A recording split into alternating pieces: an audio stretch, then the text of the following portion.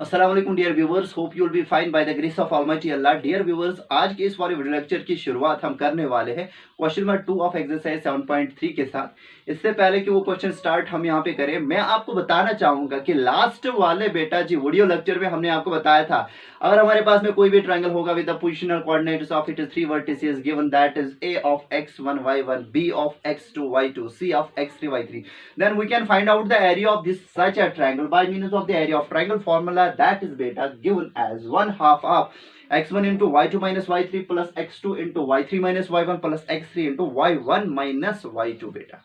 यानी कि just we have to plug the coordinates of the given coordinates of the vertices of the given triangle in this very formula and evaluate the value of such a expression, and the evaluated value will be actually regarded as the area of the given triangle। बेटा जी चलिए देखते हैं हमारे पास में जो question number 2 है वो हमें क्या बता रहा है। In each of the following find the value of k for which the points are collinear. हमें बताना है जो दो पार्ट्स दिए गए हैं क्वेश्चन नंबर 2 में, वहां पे हमारे पास में 3 पॉइंट्स दिए गए हैं जो कि बेटा कोलिनियर है, और हमें बताना है कि वैल्यू ऑफ के क्या होगा अगर वो 3 के 3 पॉइंट्स कोलिनियर होंगे। और वो जो 3 पॉइंट्स पार्ट फर्स्ट में हमें दिए गए हैं, ए के कोऑर्डिनेट्स बेटा ए पॉइंट के कोऑर्डिनेट्स 7, -2, बी पॉइंट के कोऑर्डिनेट्स 5, 1 है, सी पॉइंट के कोऑर्डिनेट्स 3, के है। हमें बताना है कि के का वैल्यू क्या होगा अगर ये तीनों पॉइंट्स कोलिनियर होंगे। ठीक है बेटा, अब यहाँ पे देखिए बेटा, अगर हमारे पास में ये जो 3 पॉइंट्स गिवन दिए गए हैं, अगर ये कोलिनियर ना होते बल्कि नॉन कोलिनियर होते इसी प्लेन में, मान लीजिए पॉइंट ए यहाँ पे होता, पॉइंट बी यहाँ पे होता और पॉइंट सी यहाँ पे होता, आप जरा बताइए कौन सी ज्योमेट्रिकल फिगर हम इन 3 नॉन कोलिनियर पॉइंट से यहाँ पे बना सकते हैं? सर बेटा ट्राइंगल। ठीक है बेटा, ट्राइंगल बना सकते हैं ना। अब जरा बताइए इसका, इस ट्राइंगल का जो एसोसिएटेड एरिया होगा वो 0 होगा, नेगेटिव होगा या पॉजिटिव होगा? सर नॉन जीरो होगा, पॉजिटिव होगा, बिकॉज इस ट्राइंगल के पेरीमीटर के अंदर अंदर जो सरफेस है ना, कुछ सरफेस, उसका जो मैग्नीट्यूड होगा वो तो पॉजिटिव होगा, तो इसका एरिया पॉजिटिव आएगा।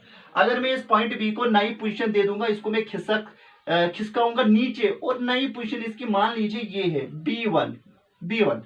अब जो नया ट्रायंगल बन जाएगा AB1C। अब जरा बताइए ये जो AB1C ट्रायंगल है, इसका एरिया अगर हम कंपेयर करेंगे ABC ट्रायंगल के साथ, ज्यादा होगा कि कम होगा? डेफिनेटली कम होगा, बिकॉज ट्राइंगल एबीसी का जो बेटा एरिया होगा वो इस पूरी सरफेस का वैल्यू होगा, पूरी सरफेस का मैग्नीट्यूड होगा। ट्राइंगल ए बी वन सी का जो एरिया होगा that will be actually the magnitude of the surface जो डाउनवर्ड्स आएगा, वो तो कम है।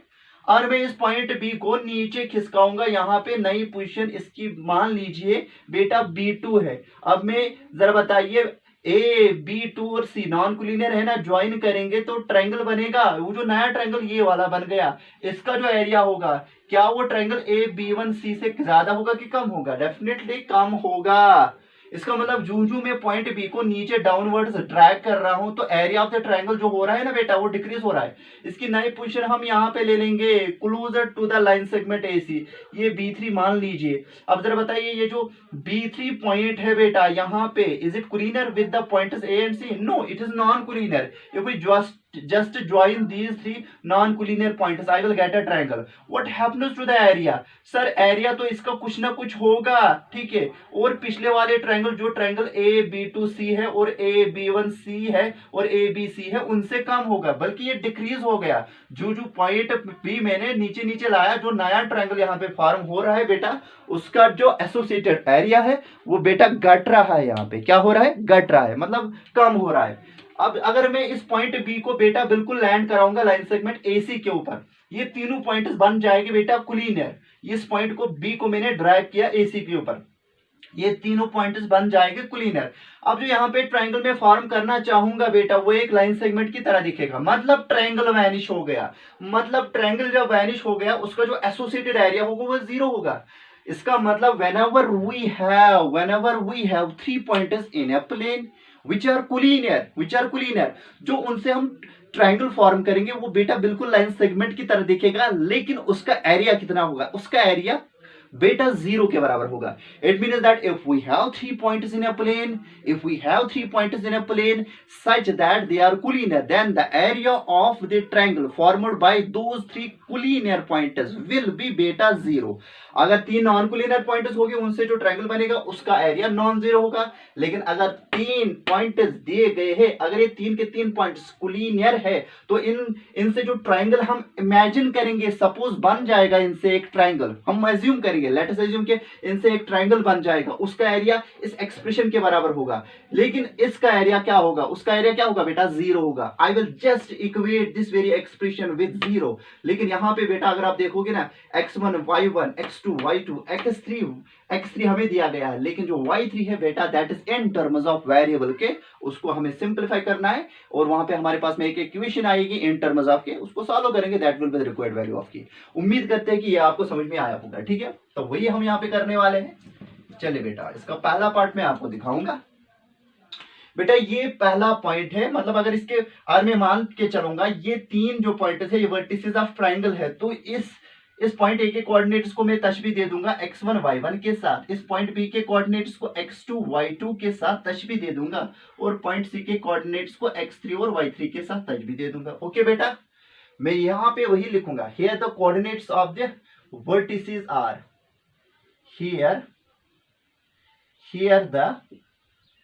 here the given pointers are, ऐसे लिखिए, here the given pointers beta are. ठीक है, क्वेश्चन नंबर 2 पार्ट नंबर बेटा जी फर्स्ट.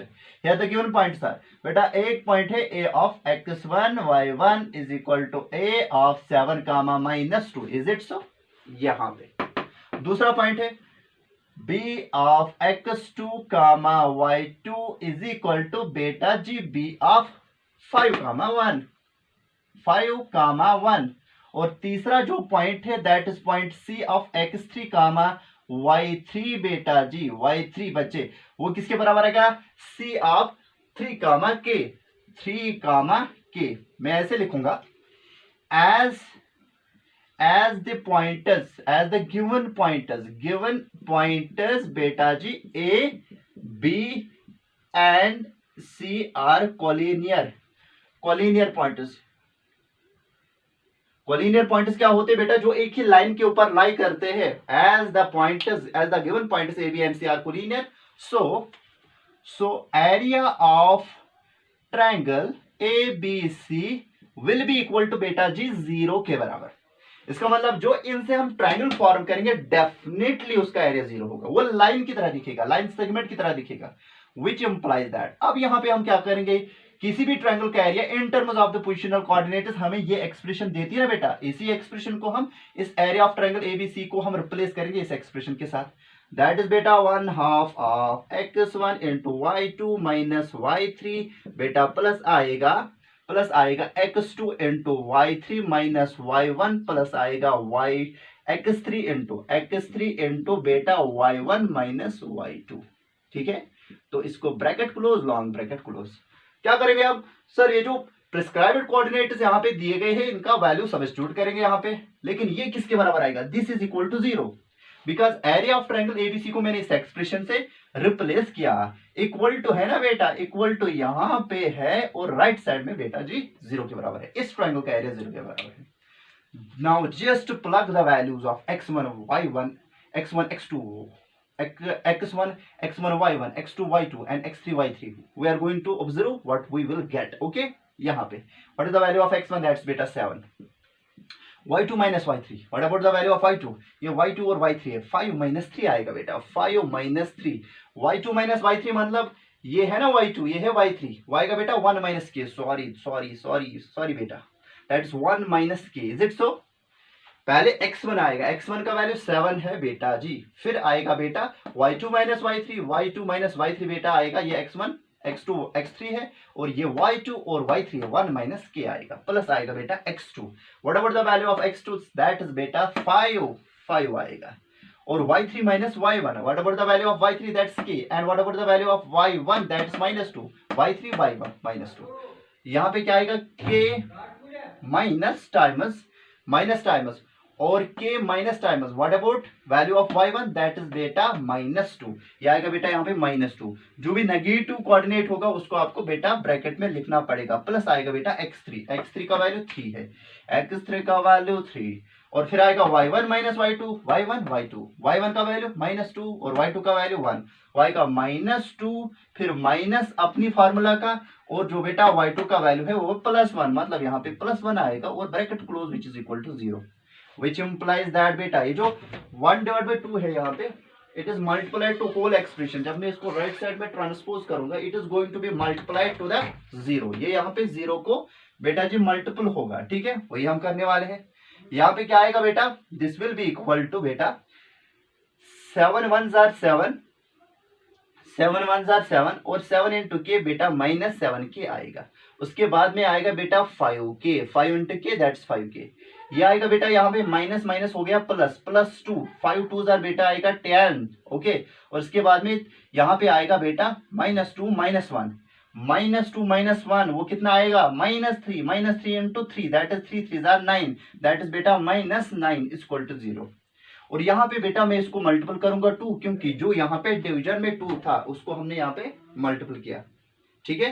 तो यहाँ पे हमने क्या किया, अगर आप देखोगे ये 1 माइनस के है ना, 7 1s are 7, 7 इंटू के दैट्स -7k। वो 2 को बेटा यहाँ पे मैंने ट्रांसपोज किया, ये राइट साइड में 0 को मल्टीपल हुआ। After that it is 5 into बेटा k माइनस टाइम्स -2 वो आएगा ना k +2, 5 इंटू के वो 5k आएगा, 5 2s आएगा बेटा 10। और फिर यहाँ पे क्या है -2 वो -3 होगा, -3 इंटू 3 दैट इज -9 और 0 इंटू 2 आएगा, विच इम्प्लाइज दैट लाइक टर्म्स को ऐड करेंगे -7k और 5k वो कितना आएगा -2k। सातन वाला पूरा डबल तमियन लेकिन नेगेटिव है, ओके।